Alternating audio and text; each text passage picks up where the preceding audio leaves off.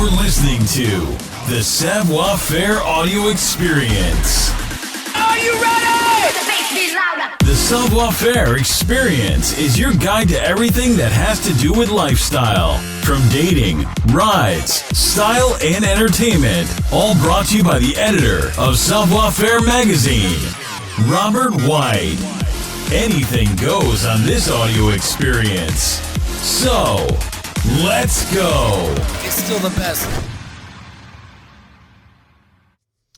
Yes, another podcast episode for you guys. Welcome to the Savoir Faire audio experience. Again, I am Robert White, the editor-in-chief of Savoir Faire magazine. And today in episode 19, I have a really cool interview scheduled today. And I wanted to kind of bring this one to you because I thought the questions and the rabbit holes we could go down with this man's inspirational quotes and his adventure and his book and all the things we're going to talk about today was some really solid knowledge that all of you guys would appreciate. So today we're speaking with Tom Turcich, who is the author of a book called The World Walk. And I'll put that link in the bottom of this episode so you guys can check that out. But Tom has walked how many miles, Tom? Like 32,000 miles? Close to 28,000, closer to 28,000. Good Lord, bro. Do your feet hurt still? No, actually my feet held up very well, surprisingly. I lost some toenails. I lost a lot of toenails, actually. Only 2 didn't grow back perfectly, but feet held up very well.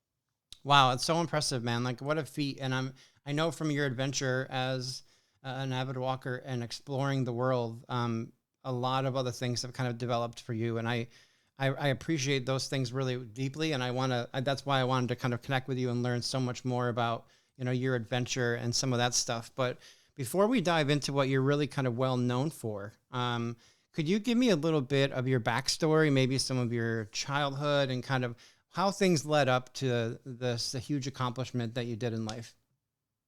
Sure. I grew up right outside Philadelphia in South Jersey in a very idyllic middle-class suburb, 2 blocks from Cooper River, about 2 miles from high school, 1 mile from my elementary school, on a small street that didn't have any through traffic, played hockey in the street, played tag around the block, had a bunch of kids my age, and my father was a food distributor, ran a catering company, and my mom has been an artist my whole life. And then I have a younger sister as well, and grew up, in this very, very peaceful, idyllic, existence, and kind of was just on this path for most of my life, just the one that was laid out for me. And it wasn't until I was 17 when this friend that I had grown up with, Anne-Marie,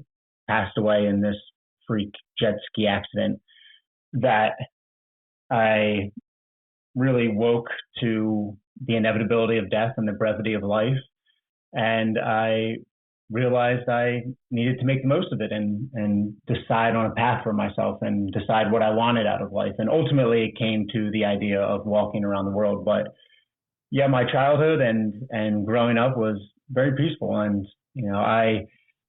I thought about death in certain phases in my life before Anne-Marie passed. I remember maybe around Christmas time when I was pretty young, like 7, 8, something like that. I remember running down the steps and jumping into my mom's arms and like with the realization that she was going to die one day. And then maybe at 12 or 13, I played with the idea of death more, trying to resolve it as, you do growing up. It's just an idea and you're trying to figure it out. And it was kind of unresolvable. And so I set it aside. But then when Anne-Marie passed, all those unresolved questions came rushing back and they needed resolving. And ultimately, I watched Dead Poet Society. Someone played Dead Poet Society in class, and that seemed to provide the counterpoint to death. Carpe diem, seize the day, action, all those things. And that helped propel me forward and to walking around the world. Wow, man. It's interesting to me that like people go through really kind of deep life-changing experiences, and on the other side of those things, like things you would never expect happen. So, I mean, this thing with Anne-Marie, like, I think a lot of people, maybe at your age then too, kind of have some of these things where like it's just unexpected. You don't understand exactly what it is. Why is it a part of life? Why do we have to go through that phase at some point? So, but then you kind of having this open kind of idea. I mean, was her passing like? How did it go for you in your mental state? Like from her passing and you trying to really kind of explore what life was about to like taking the first step of 28,000. Yeah, I don't know really, why it affected me differently than other people. She was close with a lot of people, and for whatever reason, I was the one that walked around the world. It wasn't everyone else. So I'm not sure why her death impacted me in that way, that it spurred me to take action. But yeah, as far as just the in between of her passing and then walking around the world, which was 8 years later, what it came down to when she passed, and then when I watched Dead Poet Society, and I started after watching Dead Poet Society, I was so alive with this idea of carpe diem that I just did everything. I said yes to everything, and I signed up for everything. I joined the swim team, so I was waking at 5 in the morning. I was swimming before school, and then after school, I joined the musical or a one-act play, and I just was packing my days with everything I could possibly do. But then at a certain point, after a few months of that, you realize it's not sustainable, and it's actually not that effective in making the most of life, because you only have a limited amount of time and you only have a limited bandwidth, and you're just one person. And so when it comes to making the most of life, you need to decide on your direction. And so then I spent a few months really reflecting on, what did I want? And ultimately I came to the answer: I wanted to travel. I wanted to be forced into adventure because I knew I was shy and timid and introverted, and I had seen little of the world, and I wanted to understand the world. And so with those things, when I really thought about, what did I want out of life? If I was imagining being on my deathbed, ideally, I'm on my deathbed and have had this long life, what did I want to look back on? And those were the things that I valued. And from there, I started looking for different ways to travel, and I discovered Steve Newman and Carl Bushby, these two men who had walked around the world. And that fit in with everything I valued. The walk around the world was that missing puzzle piece. And so I decided that was it. I was ready to leave immediately, but I had $1,000 in my bank account. I was dead broke, and my mom was insistent that I go to college, which was very wise because I was young and dumb. And if I left when I was 18, I doubt I would have ever made it home. And so then it was going to school and paying off loans, living at home, working, saving until I had enough money saved that I thought I could begin and bleed it out for a few years and get a sponsor. And so I left the day before I turned 26, and then the rest is history. Wow, man. I love that. There's something there that's kind of unique too. And from my own experience, I saw this wild little video, maybe 4 or 5 months ago, about a girl that was living in her SUV and traveling the country. And there was just something about, like, was very freedom about watching her do this, because there was no restriction. As long as there was gas money, she could go anywhere she wanted. Clearly there's some other financial means that you need to have in place to do something like that. And it kind of set me down a little bit of a rabbit hole. And it may be like a midlife thing where it's like, I just haven't seen enough and I want to see more. And so I kind of understand that vibe that you were kind of in at that point.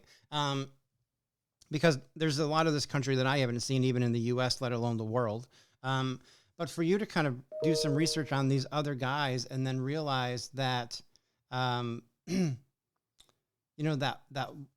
that first step, or that you wanted to walk all these experiences, like that's huge, man. You said something about a sponsor. Did you actually get a sponsor to cover you for some of this stuff?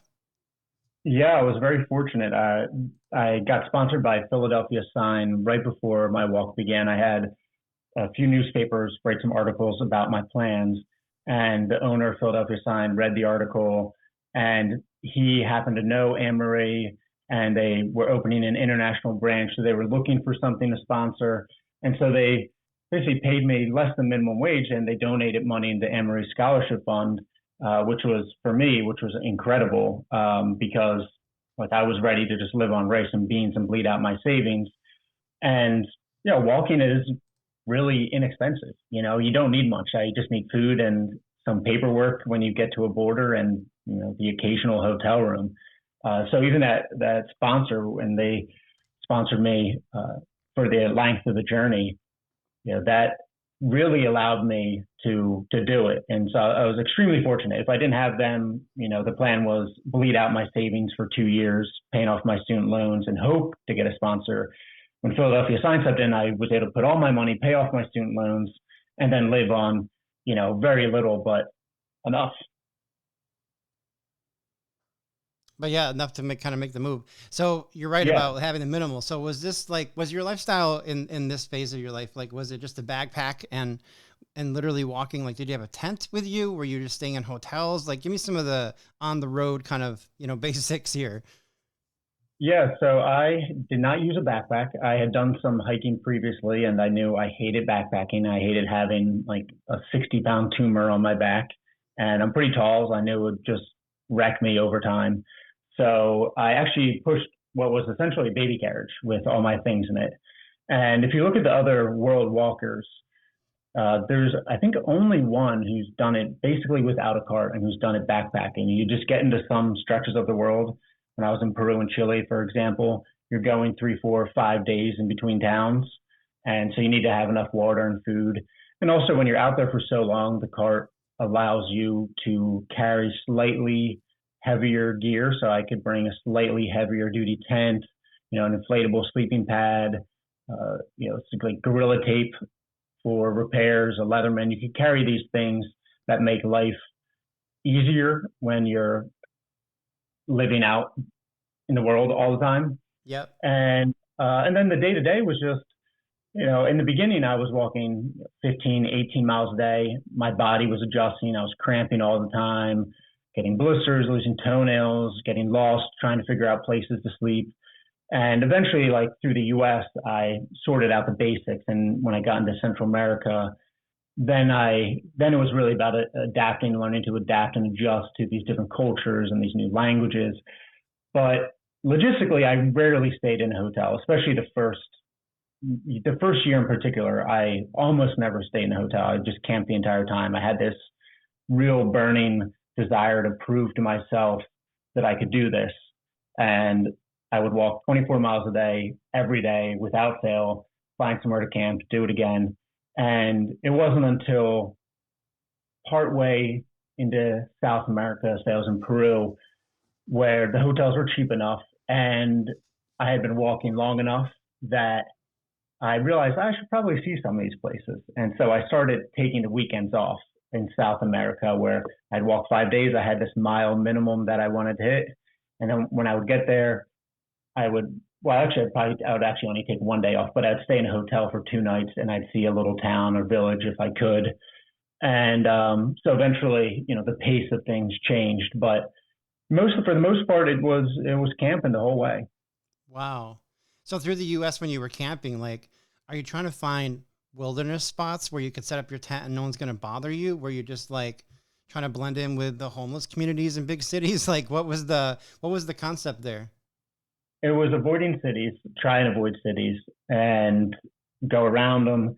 And I relied a lot on, especially in the South, I relied on churches a lot, not even as like official places to sleep. I would just camp there because I knew it was a quiet spot and I wouldn't be bothered, and the grass would be cut and they'd have a spigot where I could shower. And otherwise it was camping in the forest. And in the US, there was a lot of trial and error. I had a lot of bad night sleeps. I would sleep maybe too close to, I remember it was in Georgia, there was some building. I don't know if it was like a municipal building or something, whatever it was. And the only place to hide kind of behind it was near this air conditioning unit, and it just ran all night. I slept terribly. And there's other times where I was in the woods, but I was close to a railroad track, and then the railroad would go by the train would go by all the time. And so another horrible sleep. In Louisiana, I tried to sleep on the porch of a church, and I didn't feel like staying up my tent because I got in so late, and I just slept in my sleeping bag and this like mosquito net over my head basically. But there were so many mosquitoes that it was impossible to sleep. Eventually, I set my tent and woke up like a few hours later when the sun rose. So it was the U.S. was a lot of trial and error. Yeah, that sounds like it's crazy. Like the experiences are wild, but at the same time, like you're laying out all of these little tidbits of your own personal adventure. And like you said, these are the stories that you're going to be part of you all the time. Like you're always going to remember that you were able to do that one thing and then potentially use that for the motivational stuff that you're doing now, which is awesome. So, the adventure of you kind of walking and doing all this stuff is kind of unique. But the other piece of your story with your big walk was that you took your dog with you. And your dog is one of the first people to walk around the world. So can you talk to me a little bit about like life on the road with the dog with you? Yeah, Savannah is the first dog to walk around the world, and I adopted her in Austin, Texas, after a few months of walking and realizing how nice it would be to have a dog that could listen while I slept. When you're camping in all these strange places, there's this part of your brain that you just can't turn off entirely, that is always scanning for some sound, some danger. And so you wake up 3-4 times a night minimum, just the way it is. Mm-hmm. And then with Savannah, I could turn that off ultimately and sleep much better. But so I adopted her in Texas. She was just a couple months old. She was a stray. And then she grew up on the road and she never knew any other life. And so pretty quickly she was just a beast. And, her paws were like living stone. They just got harder and harder as they went. And she was so jacked and so excited to be out in the world every day. In the morning, I'd wake up and as soon as I grabbed that leash, she'd be jumping on me, ready to go. And then when we finished that night, especially if we're at a good campsite, she'd be running circles, around to burn out her excess energy. And it was fantastic. She was the perfect companion to have. She was always ready to go at whatever pace I wanted to go at. If we needed to walk 30 miles, 36 miles in the desert, she was down for that. If we got to a hotel in Argentina because it was super hot, she was ready to crawl under the bed and lay in the AC all day too. And she was a fantastic companion. Wow, it's awesome, man. That's really cool that you had that kind of that experience with Savannah being part of everything. So I know that from your walk, you've obviously gone on and done some other things with your life, and it's a huge experience that a lot of people have recognized, talked about all those things. But you're now doing some business stuff too, right? Is this kind of guest speaking roles, or are you doing motivational speaking? That's a big part of who you are now. Yeah, I'm doing the motivational speaking now, and speaking to associations and companies and sales kickoffs, and it's the type of thing where I think before I did the walk, I would have felt like such a fraud. It's like, who are you to get up there and talk about anything? But I lived this very unique experience, and I've spent a lot of time with myself, and there are things that I believe in and things that I believe will make people's lives better. And so I really enjoy it. And, it comes, I would say, very naturally because these thoughts and beliefs that I have are so deeply ingrained that, I have no problem talking about them and sharing them. And then hopefully people will take them and apply them and live a more peaceful and effective life. Yeah. I mean, you really took life in general into a different perspective.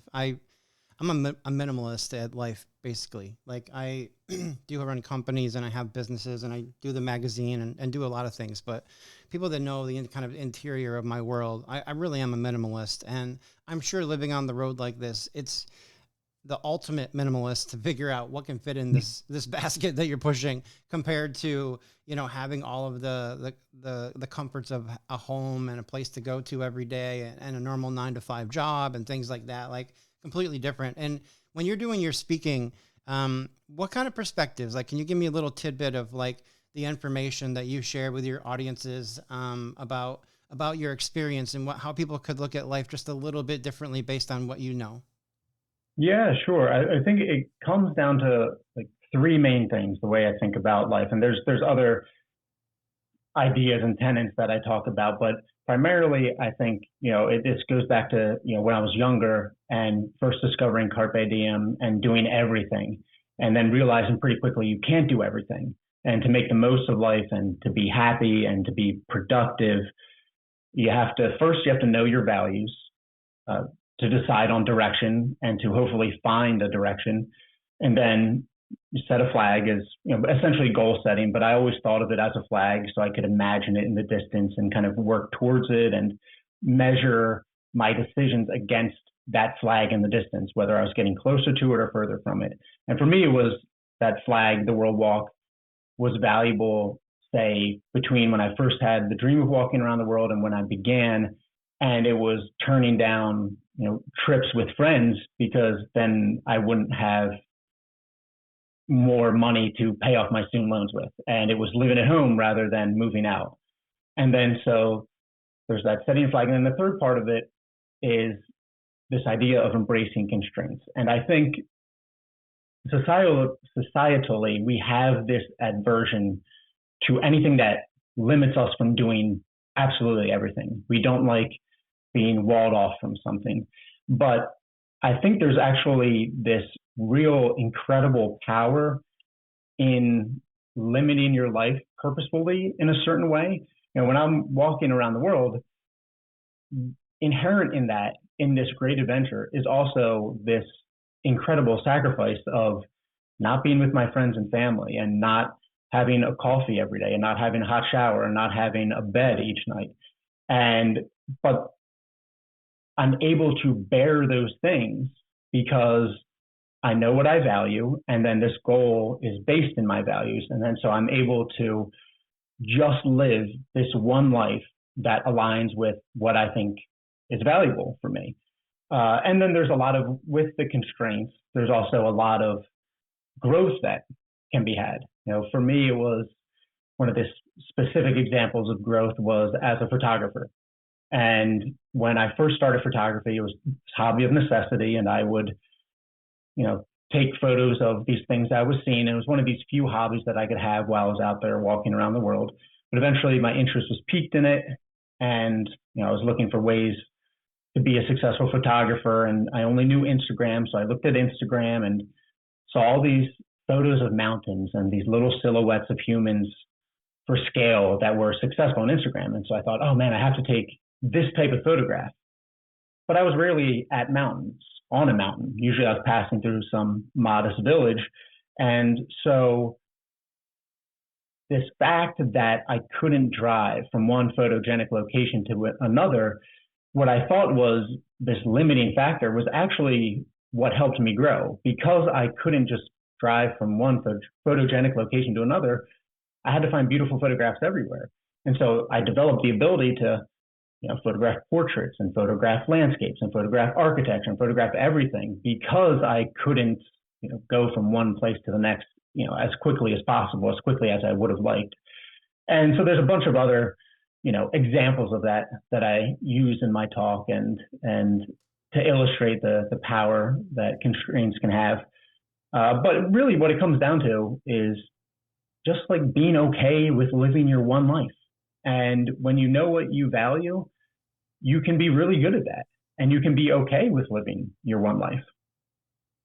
That's awesome. And it's a great lesson, obviously, for a lot of people to kind of take advantage of. I mean, there must have been like so much time when you're walking and you're with your own thoughts. I mean, there's obviously like some tourism kind of aspect to it where you're checking out things in a different way that you would be if you're driving by them in a car or whatever, like really kind of getting to feel the road and feel the grass and like have that kind of in-depth experience. And I've always kind of learned that like, within nature, you become more grounded. Someone told me once, like, if you really want to be grounded, take your shoes off, take your socks off, and go stand in your yard.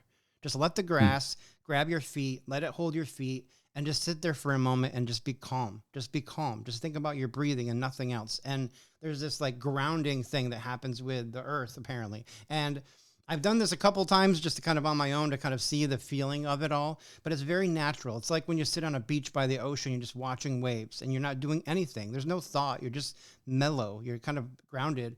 I would assume that walking so many miles and being on Earth's surface like this and the way that you guys did it with Savannah, like, I mean, there has to be like some more, I mean, you picked up a lot of life lessons, but there has to be more of a spiritual kind of journey with this too, right? Yeah, and I mean, in a certain way, it's a lot of it is just you get to spend a lot of time with yourself, which most people aren't afforded. And also, walking is inherently reflective and insightful, and you're just turning over your life in every which way over and over and over again. And then for me, the best part of each day, which was after this exertion, after these 8 hours, 9 hours of walking, hopefully you find a great campsite. And sometimes you didn't, but most of the time I find a pretty decent campsite. And that was the best part of the day because it's quiet and you take everything in and you're listening to the wind and Savannah's eating or she's looking out to the ocean or into the forest. And I got those nights, I got those every day basically. And it gives you definitely this profound sense of peace that I would say is missing in the way we have constructed like modern society, where we're inside and we're away from the elements. And the elements, they are good and bad. It's by the end of the walk, I was so ready to be done with it. I was so ready to be out of the elements and to be inside. And we have this need for shelter. That's why we build houses. That's why we build cities and towns and the way we've constructed things. But also, unfortunately, I think we also need that little bit of wildness and that randomness. And some of the most fantastic nights were when it was raining and I would crawl into my tent and you could hear the rain on the tent, or I'd look out and I'd see, rain dripping off the pines, or it's cold and I'm bundled up and you feel like you've tucked away. And then when it is a nice night and I'm sitting on a hill in, Tuscany and I'm looking out to the plains and the weather is 65 degrees and there's a slight breeze and the sun's going down, then it's like, man, you're in paradise. And so, yeah, I mean, it definitely gives you a certain sense of spirituality and at least that you are, meant to be outside at the very least. Yeah, no, I totally agree. That's awesome. I mean, it's been really exciting to talk to you, man. I knew there was going to be some tidbits here that were just going to be like in depth that I would attach to. And I hope you kind of appreciate me just being quiet because I'm just taking in every word that you're saying. It's really kind of a great opportunity to talk with you and meet with you. But I'm just curious about one more last thing. And I love the idea that you said while you were walking and while you're kind of going through life, you're always putting a flag in the distance. So I'm curious, where is the next flag in the distance for you after all the stuff that you've already done? What's the next thing that you really want to accomplish? Yeah, honestly, I'm trying to figure that out right now. I finished this book. I handed it off to like the final edits to the publisher like a month ago. And so that was the flag after the World Walk. And that was dominating my days and it gave me a lot of direction. And now I definitely have this void and I really enjoy the motivational speaking. But that's sort of like this natural thing that has happened and it hasn't been this conscious flag setting on my part to make it happen. So I don't know. I am in the middle of figuring out, and it's going to take some reflection. It's going to take me thinking about what do I value in this stage of life, and then finding something that aligns with that. But right now, I'm not. I'm still looking. Makes sense. Well, I definitely want to give you a moment to kind of push a little bit more. The World Walk is just recently released, right? It's coming October of 2024. Is that right? October 8th. Yep. Okay, awesome. So the World Walk is going to be available. I saw pre-order stuff on Amazon already when I was doing some research. Tom does have Instagram. The World Walk is his Instagram, so definitely go there, follow him, check things out. I'll give my audience and provide them the information they need for your Instagram, the book, and your website where people can go and learn more about you being a guest speaker. But man, it was definitely really great to talk with you, Tom. I really appreciate your time today, and I really look forward to kind of following you and seeing what your next flag is going to be here in life. Oh, dude, appreciate it, Robert. It was a pleasure. Yeah, same, man. Have a good day. I appreciate you. Yeah, you as well. All right, bye-bye. Thank you for listening to the show. Please take a minute to head over to www.savfair.com and subscribe to our publication.